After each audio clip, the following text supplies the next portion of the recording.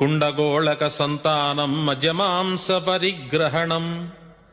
గంగానదిలో పవిత్రత చెడిపోవును, శూద్రులకు జంఝాలు వేయుదురు.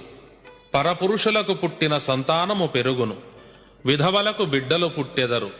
మద్యము మాంసము వినియోగించుట అధికమగును, కుక్కలు గుర్రాలను చంపేయును. కార్తీక బహుళ ద్వాదశి నాడు ఉత్తర దిక్కున 4 ముఖాలు గలిగిన చుక్కబుట్టి 25 వారాలు ప్రకాశించేను. అప్పుడు కన్నడ దేశానికి కరువు వచ్చేను. తిరుపతి వెంకటేశ్వరుని కుడి భుజమదిరేను. కాళహస్తీశ్వరుని సముఖాన ఉన్న ద్వారపాలకులు ముహూర్త సమయాన గుర్దులాడేను. భూమి కంపించేను.